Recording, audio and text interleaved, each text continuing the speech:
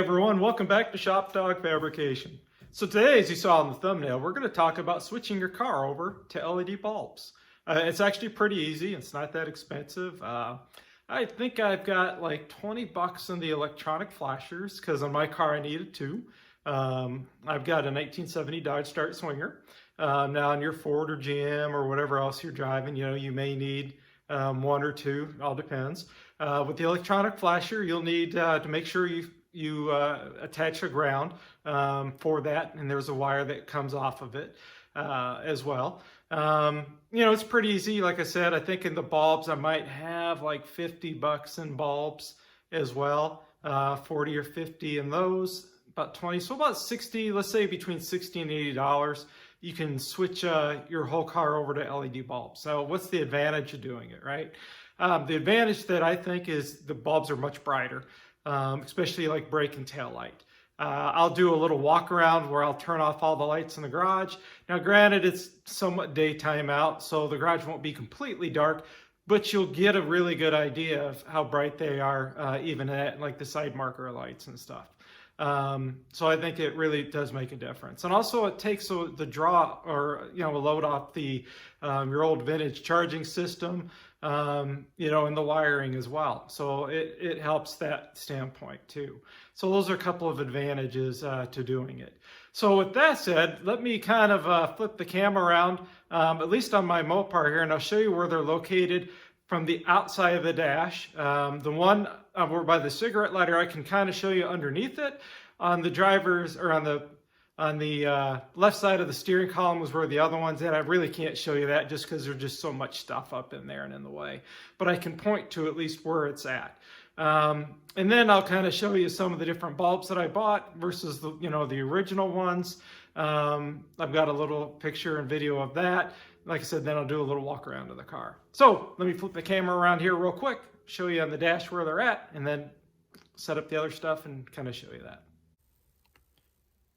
All right, guys, so right about here, left side of the steering column, up in that area, you'll find one of them. And then over here to the right side of the ashtray assembly, up under the dash, it's clipped in. And I'll show you a video of that one being clipped in. All right, guys, you can see here's the electronic flasher that I'm talking about. Here's one of them, actually. You can see it goes right there, if it would fit. This is a bigger unit than the original flasher, so it will not fit. And this is, by the way, by the cigarette lighter, or the ashtray assembly is what this is, and it will not fit down in there like the original one would. So I've just got it clipped into, one of the dash harness connectors here. The other one is on the left side of the dash of the steering column. That's where the other one will be, and I'll show you a picture of that one here in just a moment.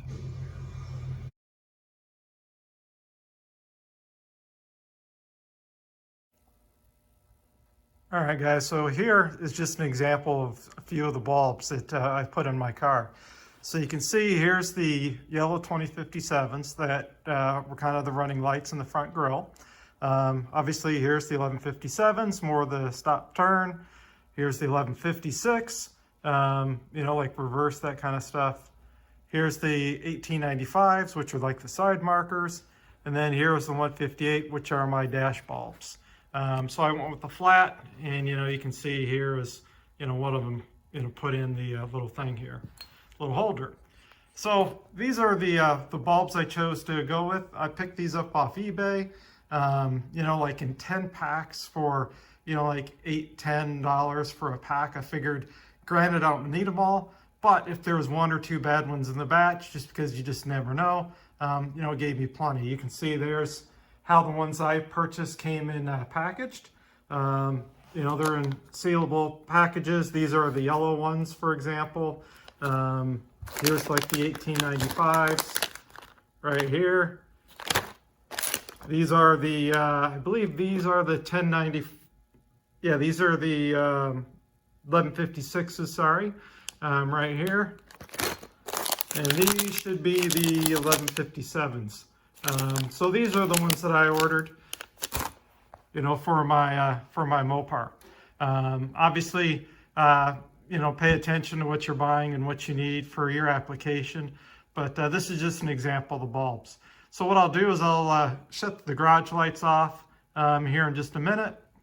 And I can like turn the dash lights on, show you what they look like, see what the tail lights look like, you know, the running lights, that kind of thing. And you can get an idea, you know, they're actually pretty bright. So anyway, hang tight. Let me kind of show you how those look. All right, well, it's not completely dark in the garage. You can kind of see there's the headlights and the yellow lights there for the dash. You can see here's my SARD marker light, you know, pretty bright with the LED. Coming over here, get an idea, there's my dash lights, how they look. And here's the rear SARD marker light. Then you can kind of see the tail lights there in the back, or at least one of them. So there's a couple of the lights just to give you an idea. So they're pretty darn bright. You can see them pretty good. So just like I said, a little quick run around just so you can see, you know, again, how the lights look on the car.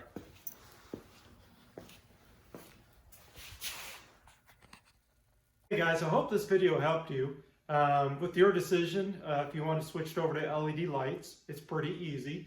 You know, you just get a couple of electronic flashers to replace these old style. The reason being you have to replace them is because, you know, the old style bulb, you know, pulls a lot more, and then it pulls this closed, you know, to make the bulbs and everything work. With the electronic or the newer LED bulbs, right, they don't pull enough voltage or amperage to make this connect and for them to work with this old style flasher. So that's why you need the electronic ones. You know, for again on the Mopar, you'll need a pair of them, at least on the A bodies. I'm not sure about B and C or other makes and models. You know, if you only have one flasher, or if you have a pair as well, if you want to convert, you know, your GM or Ford or whatever over. You know, and I showed you, you know, some of the different bulbs that you can pick up and do. Just be careful of clearance issues. Kind of take your old one out, kind of take a look at some of the pictures to get an idea. Like on my gauges, you know, my odometer gauges, for example, the 1895 is actually too long in some cases and actually hits the back of the gauge. So the one I use for like the dash, that flat one, I'm actually going to order some 1895s that are flat like that. To use for my aftermarket gauges. So, you know, they illuminate and look really well, good at, so they illuminate and work good as well. Trying to say that fast, right? So anyway, I hope this little video again helped you guys out with converting your vehicle over to LED lights, your old vehicle. And like I said, the lights are pretty darn bright, pretty nice. I haven't had any fail to this point. They've been in the car for, I don't know, 2 years now, I guess. You know, granted, it's about 3,000 to 5,000 miles on them. They haven't failed, but I always have a couple with me when I'm doing my drag and drive type events, just to be on the safe side. So anyway, long story short, I hope again helped you out. Like, subscribe, share with your buddies, hit the little bell for future content. I hope again this helped you guys out. Have a great afternoon. Get your shop. Have a great day, and catch you on the next video.